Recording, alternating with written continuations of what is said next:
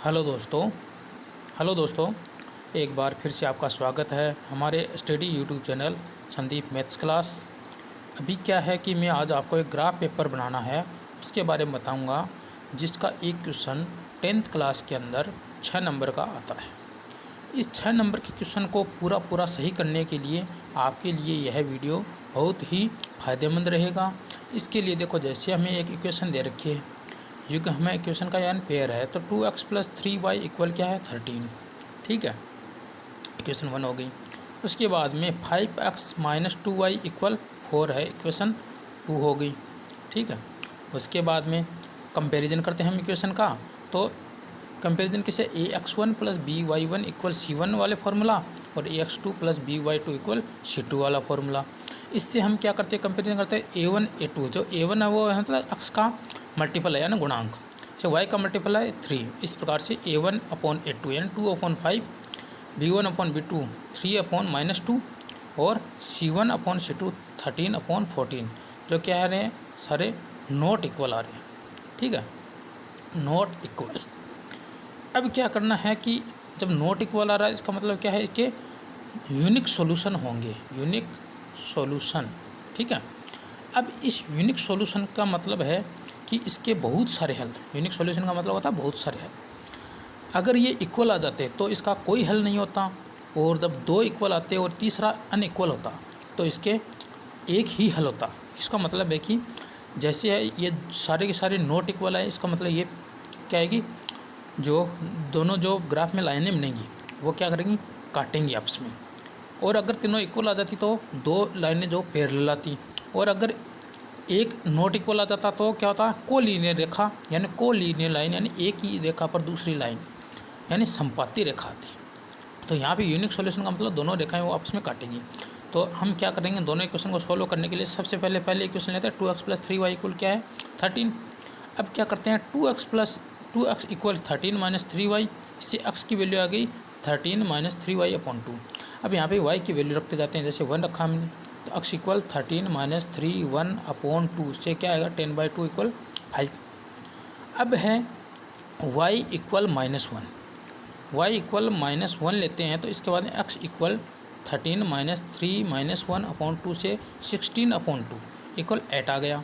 y equal उसके बाद 3 लेते हैं। यहाँ पे आप सोच रहे हो कि 2 क्यों नहीं लिया, तो 2 इसलिए नहीं लिया है कि हमें क्या चाहिए, पूरी पूर्णांक में वैल्यू चाहिए। ठीक है, और पूर्णांक में वैल्यू चाहिए तो इसके लिए क्या है, हम 2 रखेंगे तो ये क्या आएगी, जैसे परिमेय संख्या के अंदर आएगी। इससे हमारे ग्राफ बनाने में थोड़ी सी प्रॉब्लम आ सकती है। वैसे तो इतनी प्रॉब्लम नहीं आएगी, लेकिन क्या है कि हम सीधा ग्राफ बना सकते हैं, एकदम से फिक्स, एकदम से जो पूर्णांक में लिखेंगे तो इससे सीधा ग्राफ बन जाएगा।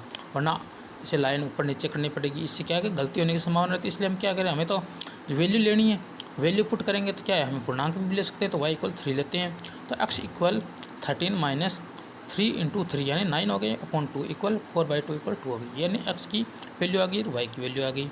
y की तो हमने रखी है और x की आ गई, तो इससे हमारे टेबल बन गई। टेबल ऑफ इक्वेशन 1 लिख देते हैं, x y 5 8 2 और y की 1 - 1 3। अब आते हैं हम इक्वेशन नंबर 2 पर।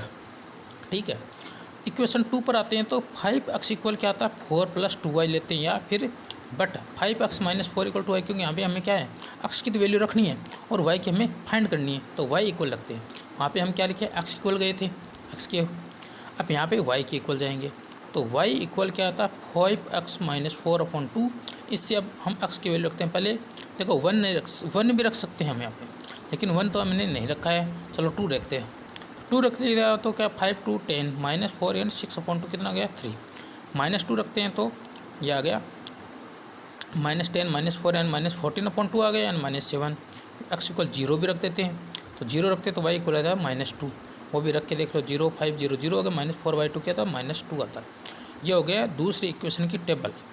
तो दूसरी इक्वेशन की जो टेबल है वो क्या, एक्स वाई में टेबल है 2 -2 0 3 -7 -2।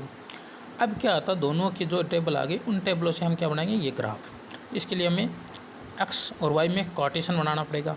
ठीक है, तो ये जो ग्राफ है एक्स एक्सिस वाई एक्सिस 2 रेखाएं बना ली। अब इन पे जैसे जैसे हमारे पास पॉइंट है, जैसे एक्स वाई 5 1 है तो पहले 5 वाला है, एक्स की वैल्यू पहले रखेंगे। हमेशा एक्स कोऑर्डिनेट क्या होता है, पहले आता है, वाई कोऑर्डिनेट बाद में आता है, ये हमेशा हमें ध्यान रखना है। हर हालत के अंदर।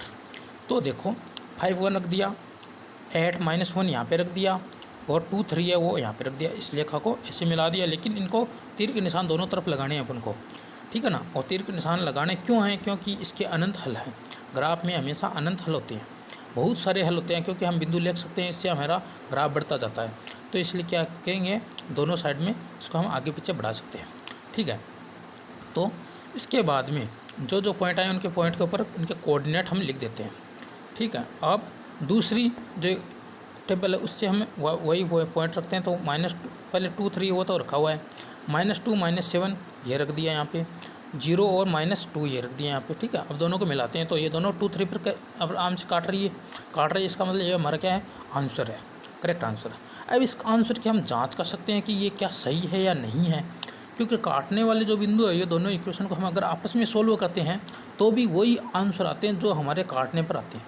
तो जो हम इक्वेशन रखते हैं 5 और 2x + 3y = 13, 5x - 2y = 4।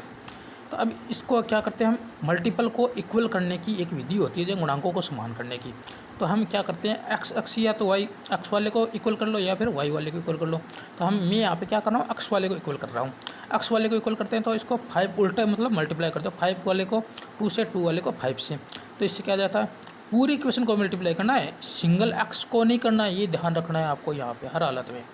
मतलब 5 से मल्टीप्लाई करना, पूरी इक्वेशन को करना है। 5 × 2x यानी 10x हो गया, 5 × 3y यानी 15y हो गया, 5 × 13 माने 65 हो गया। इसी प्रकार से नीचे 2 से पूरी इक्वेशन को मल्टीप्लाई करना है। 2 × 5 10x हो गया, 2 × 2 यानी 4y हो गया, और 2 × 4 = 8 हो गया, ठीक है। अब इसको माइनस करते हैं। क्यों माइनस क्यों करते हैं, क्योंकि 10 को 10 से हमें काटना है। काटने के लिए हमें क्या चाहिए, प्लस माइनस चाहिए। यहाँ पे सिर्फ प्लस है तो हम माइनस करने के लिए इस पूरे को माइनस कर देते हैं। माइनस कर देते हैं, देखो -4y है और वह माइनस नीचे लगा देते तो इस प्लस हो गया, यानी 15 + 4 क्या हो गया, 19y = 65 में से 8 माइनस करेंगे 57 आएगा। इससे y = 57/19 क्या आएगा, 3 आ जाएगा। तो y = 3 ये रहा हमारा, सही है। इसके बाद भी इस y की वैल्यू को हम इक्वेशन 1 या 2 कोई सी के अंदर भी रख देते हैं, जिससे हमारी x की वैल्यू आ जाती है।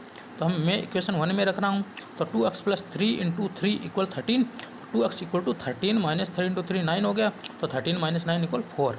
2x = 4 यानी x = 2 आ गया। तो x = 2 और 3 यहाँ पे देखो, यहाँ पे ग्राफ हमारा कट रहा है, इसका मतलब हमारा आंसर क्या है, सही है। आपको ये वीडियो कैसा लगा ये प्लीज़ कमेंट में ज़रूर बताइएगा बच्चों। Thank you.